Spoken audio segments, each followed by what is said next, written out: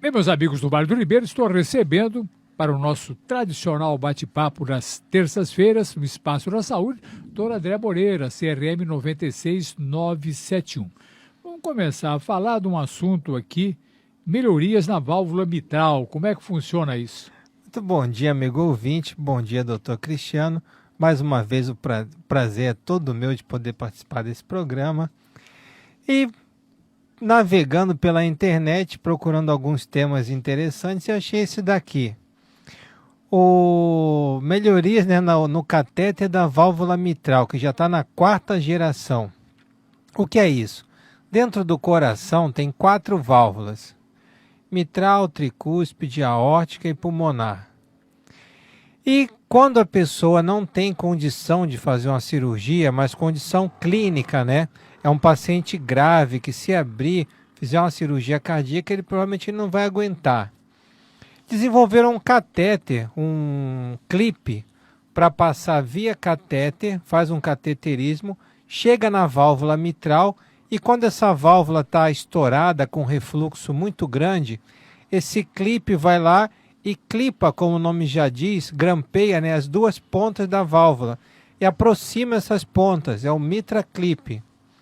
Teve a primeira geração do Mitra Clip, a segunda, a terceira e agora está na 4ª. Maravilha, hein?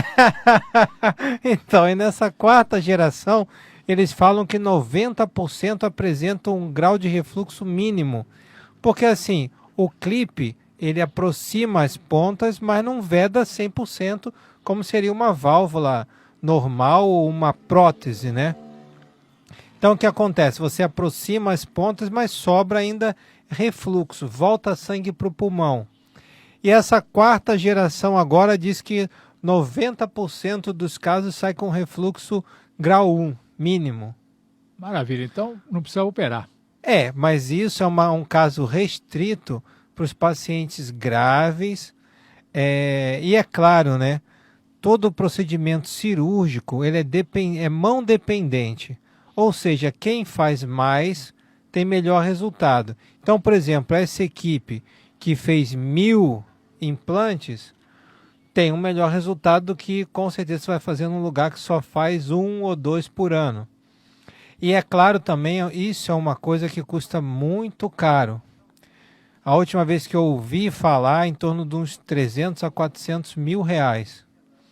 Então a cirurgia sai de graça pelo SUS. Agora, se você quiser o clipe na válvula, é isso aí, 300 a 400 mil.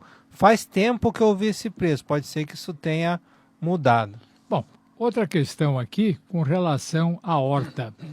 Sim, eu não achei justo, já que eu trouxe falando sobre o implante, né? O Mitra Clip, que é um implante para melhorar o sopro da válvula mitral, deixar a aorta de fora, que é a outra válvula também importante que fica do lado esquerdo do coração. E tem já o implante transcatéter da válvula aórtica, famoso TAV, que é o implante transcatéter da válvula aórtica. E também da mesma maneira, o que acontece? Os pacientes mais graves, mais idosos, com menos condição cirúrgica, vão para o TAV. Então, no primeiro momento, quando foi desenvolvido, eram só aqueles mais idosos e sem condição cirúrgica. À medida que o procedimento foi melhorando, foi se mostrando mais seguro, foram baixando essas idades. Tanto que agora tem um gráfico aqui mostrando o seguinte: paciente com menos de 65 anos vai para a cirurgia cardíaca para trocar a válvula. Paciente com em torno de 70, 75, pode ir para qualquer um dos 2 lados, dependendo do estado geral do paciente. E com mais de 80, 85 anos vai para o TAV, que é o implante transcatéter. Também, para não ser diferente da válvula mitral, o SUS ele geralmente disponibiliza a cirurgia. Você abrir o peito e trocar a válvula. Se quiser o catéter, aí vai custar um pouquinho mais caro. Nessa faixa aí de uns 200, 300 mil. Bom, a evolução na área coronárias é muito grande, só que é muito cara ainda, né? Sim, então assim, essa na coronária, mas já está chegando na população. E a das válvulas, até chegar assim de uma forma mais assim expandida, né, de um acesso maior à população, acredito que demore um pouco mais. Mas a evolução científica e técnica é muito grande. Sim, então, já se tem várias formas, vários tratamentos alternativos. O problema é a questão do custo, sem dúvida nenhuma. No começo o stent era muito caro. Sim. Hoje o stent já é uma operação, uma intervenção corriqueira. Sim, já que o senhor falou dos stents, né, que é aquela molinha que coloca dentro. Esse eu entendo bem. A molinha que coloca dentro da coronária para poder abrir a artéria, né, que está entupida. Então o stent hoje em dia ele tem até stent bioabsorvível. O que é isso? Você põe a molinha lá e ela vai sendo bioabsorvida e desaparece. Então, quer dizer, realmente, como o senhor mesmo colocou, é a modernidade chegando. Bem, agora, uma doença que, infelizmente, o pessoal está vivendo mais e duas doenças estão assombrando todo mundo. Parkinson e Alzheimer. Alzheimer, inclusive, ninguém com 30 anos tem Alzheimer. Pessoa de mais idade. Então, o pessoal está vivendo mais e o Alzheimer está aí, que dá muito trabalho para a família, algo realmente complicadíssimo. E tem um assunto interessante que o doutor André vai abordar, vitaminas ou cacau. Como é que é essa história?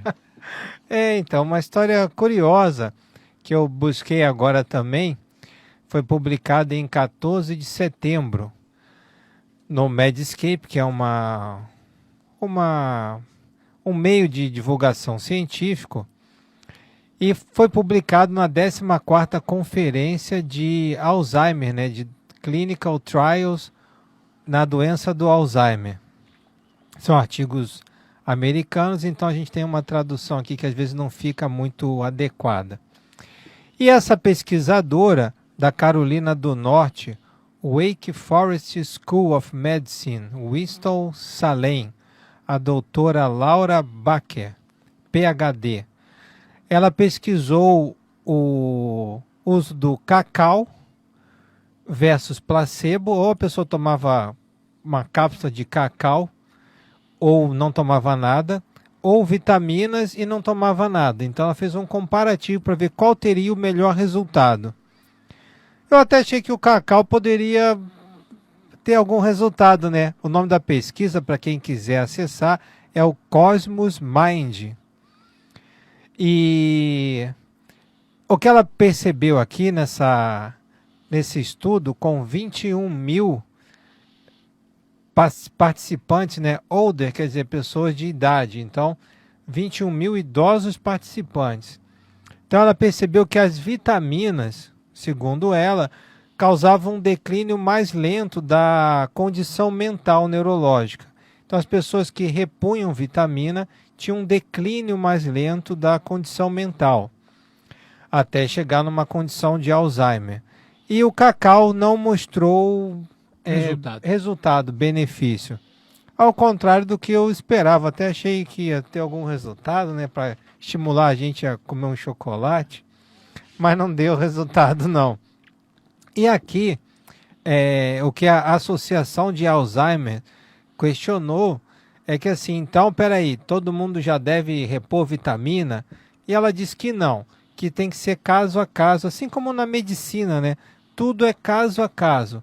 Então você tem que... Não tem uma regra geral. Isso, tem que ser avaliado, ver a sua alimentação. Então uma pessoa que tem uma alimentação saudável, faz um exame de sangue, está normal, faz uma atividade física regular e toma sol, quer dizer, uma pessoa que às vezes não precisa repor vitamina, mas aquela pessoa que tem uma alimentação ruim, não faz atividade física, e aí talvez precise repor vitamina sim. Então, caso a caso, deve ser estudado. Bom, outro assunto agora, interessante e polêmico, há um grande lobby mundial para o consumo da cannabis. Sim. Canabidiol, etc. Sim. Alguns advogam, inclusive, que o canabidiol é um remédio excelente para certos casos, etc. E agora sai um estudo aqui que o doutor André vai comentar sobre transtornos mentais em jovens. Como é que é essa história? Eu achei bem curioso isso, né? E importante falar que é o transtorno, eles fizeram um questionário para avaliar como seria a capacidade cognitiva, né, das crianças que foram nascidas de mães que usavam cannabis, que fumavam maconha, trocando em miúdos. Português miúdo. Em português, claro, seria isso.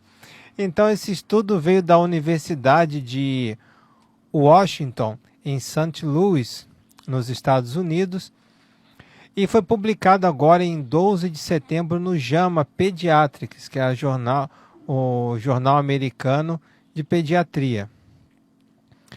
E o que eles viram foi o seguinte, compararam 3 tipos de caso, né? A gestante, a mulher que fumava maconha e descobriu que estava grávida, parou. Aquela que descobriu continuou usando e aquela que nunca teve contato com a droga. E eles viram o seguinte, depois de alguns anos, eles aplicaram um questionário para ver como é que seria o comportamento da criança, né? Então a forma de avaliação foi através de um questionário para ver como é que seria essa... Desenvolvimento da criança. Isso, exatamente. E eles viram o seguinte, as mães que realmente usavam o cannabis e continuaram usando, esse desenvolvimento teve uma pontuação de 31% para transtornos mentais. Então, quer dizer, eles iam ver essa incidência maior de transtornos mentais, seja agitação, falta de concentração, etc. E aí, aquelas que fumavam, usavam a droga, mas depois pararam quando descobriram que estava grávida, já apresentou uma pontuação de 23,78, quer dizer, já diminuiu. E aquelas que nunca tiveram contato com o cannabis, a pontuação já foi de 16.